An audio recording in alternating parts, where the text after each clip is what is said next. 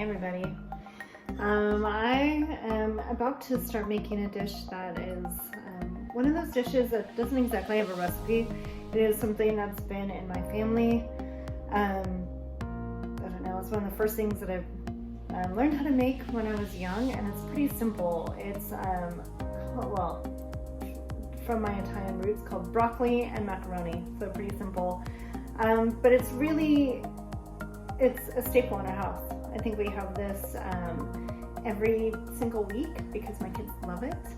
And it's also really easy to make, so I can make it after work. And tonight I am having it with some Elsie Chardonnay. Right there. So Elsie's is a richer Chardonnay. It is one of my favorite things to make, mainly because it's a fun wine. Like, we take components of old wines that are made from our old vine Chardonnay, and make the blend, and then put it back into barrel where it stays for another 18 months. And I think this wine will go perfectly with this dish. So to start with, what I've done is I'm mixing it up actually. We are doing not just broccoli, but purple cauliflower because that's my son's favorite color. So I'm gonna do, kind of start the process and take you all with me. So we'll see how it goes. Hopefully you enjoy it as much as I'm enjoying cooking in front of you with my Elsie Chardonnay. So stay tuned. So how you start this off is really, you start off with a head of garlic and about a head to a head and a half, maybe even 2 heads of broccoli. And I've just minced the garlic, and then chopped up the cauliflower and the broccoli to keep it pretty simple. So that's really your base. Then you take about a 1/4 cup of olive oil, and you put it in the pan. So I'll take you with me in just a minute. So really, tell him I'm not a filmmaker, winemaker instead. Heat the olive oil, just like that. And then I'm gonna put the garlic in there.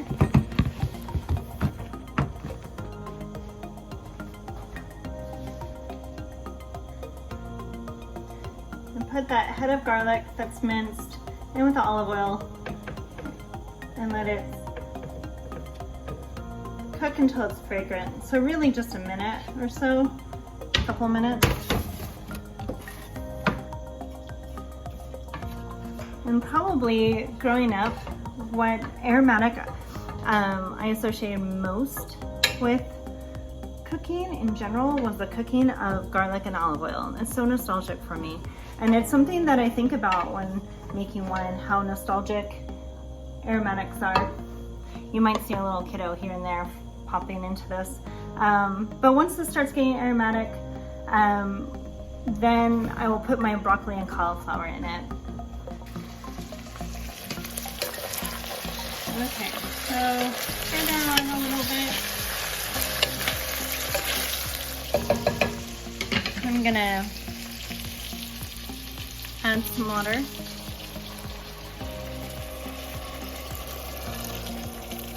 To almost cover it.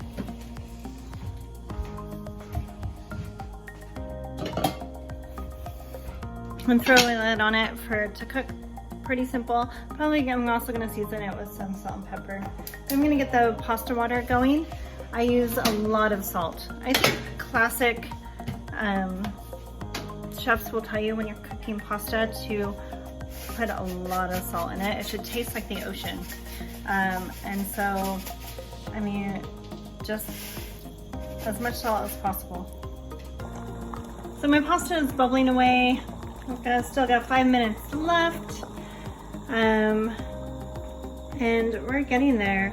The vegetables are now just about finished. Fantastic, it smells delicious. Reminds me of home. And it allows me a moment to have a glass of wine while I wait. There right, well, I just took the pasta and it's done, so I'm gonna turn it off and turn off my vegetables as well. And then I'm gonna drain the pasta. So stay tuned for the assembly. Okay, so now that my pasta's done, I've kept the water. I think when I first met my husband and we were making pasta and he didn't keep the water, I yelled at him. Yeah, like you just have to. That's the way it goes. Always keep the water. Otherwise, your pasta could end up dry, and you just lose some of the benefits. So here we are, scraping up the bits and pieces from the pan, and what do you know? It needs just a hint of pasta water, just a little bit.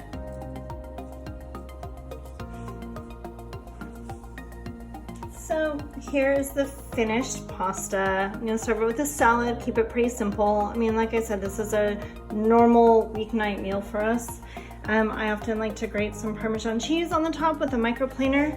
And this is my go-to meal. That pasta water, which I can't speak highly enough of, adds a lot of saltiness and starchiness. So you don't even have to season that much. So I'm gonna season this pasta with some Parmesan cheese. I'm pretty generous with the cheese.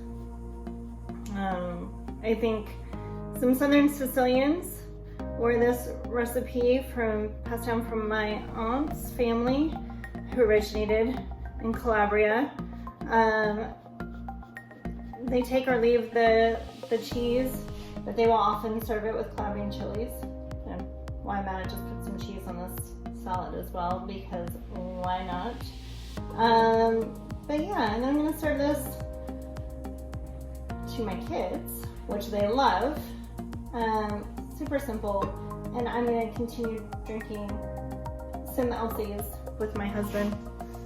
Elsie's, I think I mentioned, one of my favorite wines to make, mainly because it's an exercise in blending. It's also taking from some of our oldest vines on the property.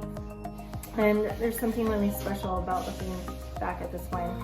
It's a wine that ages really well. So I hope you enjoy. Cheers. My kids are walking in. Perfect timing.